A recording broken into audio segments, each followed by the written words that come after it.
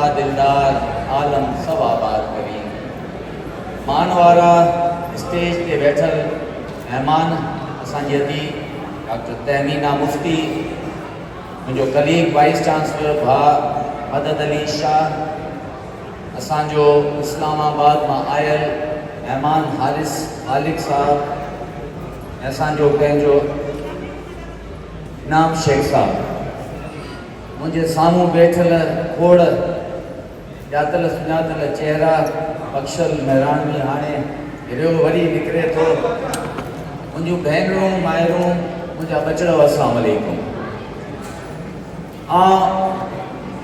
सब खां पहिरियों तमाम दिल जे गहराइनि सां मुबारकबाद पेश कंदो इज़हार सुमरो साहब ऐं उनजी समूरी टीम खे, जिन 11वीं दफ़ा ही हैदराबाद लिटरेचर फेस्टिवल जो हिकिड़ो तमामु स्मूथ ऐं हिन वक़्त ताईं बहितर मुंतज़िम महिनतूं नज़र अचनि थियूं, तमामु बहितर इवेंट अरेंज करायो आहे। उनजे लाइ उनखे उनजी टीम खे मुंहिंजे तरफ़ां सखर IBA यूनिवर्सिटी जे तरफ़ां जस्ट। नंबर 2,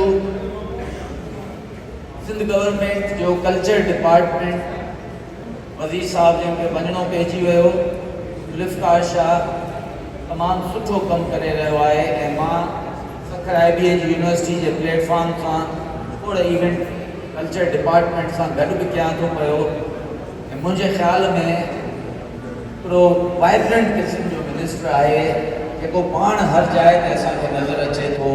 वो हैदराबाद लिटरेचर फेस्टिवल हुजे हैदराबाद में, वो सखर IBA में पाकिस्तान लिटरेचर फेस्टिवल हुजे, वो कराची जे आर्ट्स काउंसिल में हुजनि, या जीअं पाण चई विया लिटरेचर जा इवेंट सभिनी डिस्ट्रिक्टनि जे काउंसिल में करण जो प्रोग्राम आहे।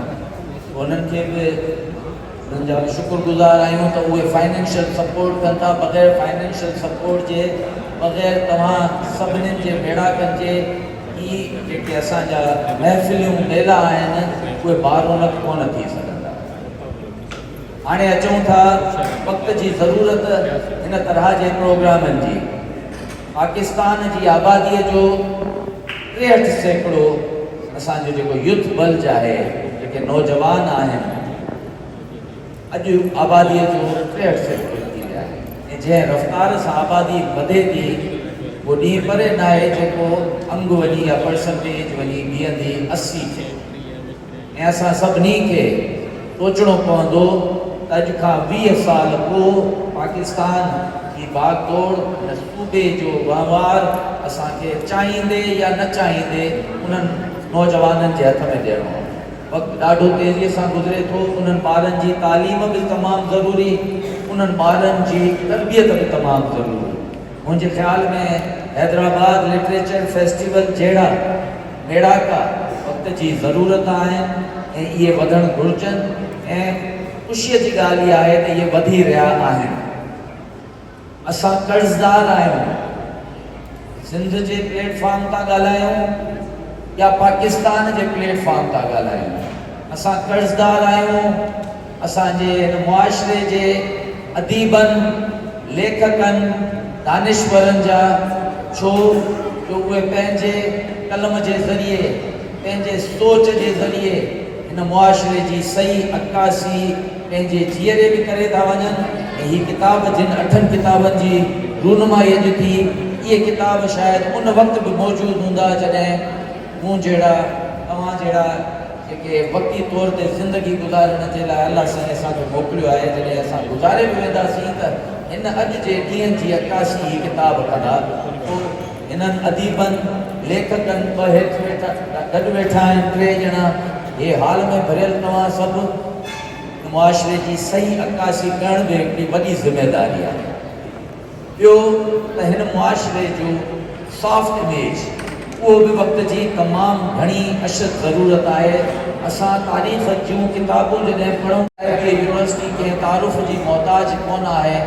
सखर IBA यूनिवर्सिटी निसार अहमद सिद्दीकी मरहूम जो सिंध जे लाइ ऐं बिलख़ुसूस पाकिस्तान जे ग़रीब घरनि जे मेरिटोरियस ॿारनि जे लाइ हिकु तोहफ़ो, हिकु सूखड़ी हुई जेका हू शरीफ़ फ़रिश्ता सिफ़त इंसान सिंध जे सूबे सखर जे शहर में ठाहे पाण 2020 में लाॾाणो करे पंहिंजे ख़ालिक हक़ीक़ी सां वञी मिलियो ऐं मूं जहिड़ा ऐं मुंहिंजे कलीग टीम जेके आहिनि प्रोफेसर सखर IBA यूनिवर्सिटी में ऐं नॉन फैकल्टी मेंबर्स जे हवाले इहा अमानत करे वियो मुंहिंजे मिशन खे अॻिते खणी हलो। वक़्ती तौर ते मूं जहिड़ा वाइस चांसलर पिया ईंदा ऐं वेंदा रहंदा पर निसार सिद्दीक़ीअ जो थोरो कोन लाहे सघो। ईअं शाह अब्दुल लतीफ़ भिटाई चई वियो आहे त थोरा मूं ते मारवड़नि जा लाहे लाहींदुमि केतिरा। तो निसार साहिबु अॼु जे सदीअ जे उन्हनि कुझु माण्हुनि मां हिकु नालो आहे जंहिं महिनत सां हिन डेवलपिंग कंट्री में हिकु उन जोग्राफिकल लोकेशन ते उहो क्वालिटी जो इदारो ठाहियो जंहिंजो तसवुर बि कोन आहे। ऐं मां वॾे वसूख़ सां जो कुझु असांजा दोस्त जेके सिंधी न सम्झंदा उन्हनि खे ॿुधाईंदुमि उर्दू में कि 272 तकरीबन यूनिवर्सिटीज़ हैं इस वक्त पाकिस्तान में, 270+ यूनिवर्सिटीज़ जिसमें सरकारी भी और गैर सरकारी यूनिवर्सिटीज़ भी, और हमारे सिंध सूबे में इस वक्त 69 public and private sector universities हैं। 69 में से 30 पब्लिक सेक्टर और बकाया 39 जो है वो प्राइवेट यूनिवर्सिटीज़ हैं। सखर IBA यूनिवर्सिटी उन चंद यूनिवर्सिटियों में से है जो पाकिस्तान ओवर मेरिट पे एडमिशन देता है अपनी यूनिवर्सिटी। आप चारों सूबों में नज़र घुमा लीजिए, वेरीफाई कीजिए मेरा स्टेटमेंट कि यूनिवर्सिटियाँ उसी सूबे में जहाँ पर होती हैं वहाँ डोमिसाइल बच्चों को दाखिला देती हैं। सखर IBA यूनिवर्सिटी डे 1 से पाकिस्तान भर के बच्चों के लिए उन्होंने एडमिशन ओपन किया है। हर साल 850 यूनिवर्सिटी के अंडर ग्रेड के बच्चों को हम दाखिला, और उसके पास उसके वालिदैन के पास पैसा नहीं है तो वो 5 लाख 5.5 लाख रुपए की फीस नहीं भर सकता। तो मेरा आपके इस प्लेटफॉर्म से कहना है कि वो और कहीं न जाए, सखर IBA यूनिवर्सिटी आ जाए। हम कबूतों में हैं इंशाअल्लाह ताला, बहुत जल्द हम जो स्कॉलरशिप 700 की क्लेमेंट है आज सखर IBA, वो हम इंशाअल्लाह 850 भी जल्दी रीच करने जाएंगे। हमने पिछले चंद एक साल में CSS की फ्री क्लासेस का आगाज़ किया है, मगर हमारा नारा एक ही है, मेरिट मेरिट और सिर्फ मेरिट। हमने पूरे सूबे के बच्चों में, जिन बच्चों में ज़्यादा करंट है जो कि कॉम्पिटिटिव इम्तहान की तैयारी करना चाहते हैं मगर उनके पास किराया भाड़ा नहीं है, लाहौर कराची नहीं जा सकते कि वहाँ कहाँ जाएंगे, अकेडमियों के पैसे कहाँ देंगे, वो सखर आ जाए मेरे पास। हमने पहला बैच 100 बच्चों का जो पढ़ाया उसमें से मेरे 13 बच्चों ने, मेरे बेटियों बेटों ने CSS का रिटन इम्तहान पास किया। और वो बच्चे वो हैं जो कि हारी किसान के बेटे बेटियाँ हैं, सिपाही क्लर्क के बेटे बेटियाँ हैं। मेरा ऑडियंस कराची ग्रामर स्कूल या लाहौर ग्रामर स्कूल नहीं है, मेरा ऑडियंस हकीकी पाकिस्तान है। तो आज मेरे टीम के जूनियर कलीग्स डिप्टी डायरेक्टर साहिबान अभी आएंगे, वो अभी इसको नेशनल टैलेंट हंट प्रोग्राम हमने OGDCL से 2015 में शुरू कराया था, डिसकंटिन्यू हो गया। हमने फिर से उनको मिन्नतें समाजतें की हैं और चारों सूबों से 75 बच्चे लाएंगे और चारों सूबों के अलावा AJK और गिलगित बल्तिस्तान को भी नहीं भूलेंगे। हमने हर क्लासरूम में जो 40 की साइज है सबको इकट्ठा करके बिठाया है, जहाँ पर मुल्क में जो जारी नफरतें हैं उनका खात्मा करने में, मुल्क में हारमोनी की फिजा कायम करने में मदद हो। और मेरा ख्याल है कि सिंध के बच्चे हमारा फोकस है, क्योंकि उनके लिए सिंध टैलेंट हंट प्रोग्राम भी हमारे पास है 200 बच्चों के लिए, नेशनल टैलेंट हंट भी है। अब हमने काम शुरू किया बलोचिस्तान के बच्चों पे, और रिकॉर्डिंग से हमने 50 बलोच बच्चों को हर साल चक्कर लाएंगे, उनकी तालीम का बेड़ा उठाएंगे, उनको कौमी धारे में लाएंगे।